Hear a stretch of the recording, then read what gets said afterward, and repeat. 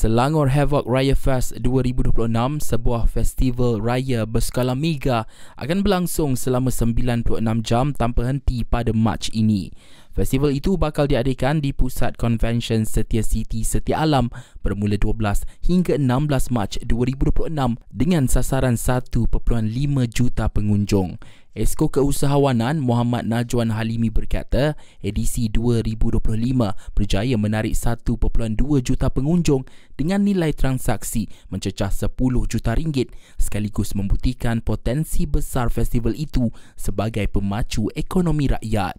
Anjuran Selangor Havoc Raya Fest 2026 ini juga bertujuan untuk menyediakan sebuah platform berimpak tinggi yang bukan sahaja merancangkan sambutan Aidilfitri, tetapi turut memperkasa usahawan tempatan, mengukuhkan jaringan perniagaan serta mewujudkan ekosistem yang menyokong pertumbuhan ekonomi komuniti secara mapan. Festival yang memasuki tahun kedua itu merupakan anjuran Jawatan Kuasa Tetap Pembangunan Usahawan Negeri Selangor bersama Havoc Event and Management Sendirian Berhad.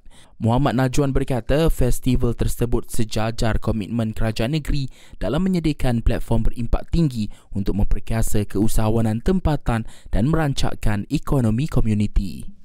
Dengan mengangkat tema Havocnya Raya di Kampung, Selangor Havoc Raya Fest 2026 akan menggabungkan elemen tradisional dan moden bagi mewujudkan suasana Aidilfitri yang penuh nostalgia, meriah serta bersifat mesra keluarga. Lebih 350 vendor untuk edisi pada tahun hadapan.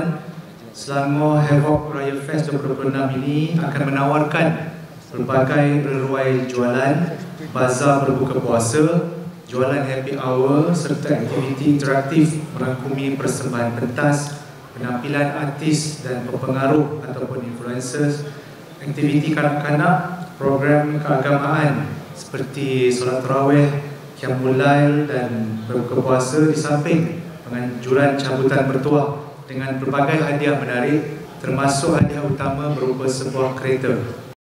Beliau berkata demikian ketika hadir dalam sidang media festival tersebut di Pusat Convention Setia City Setia Alam semalam.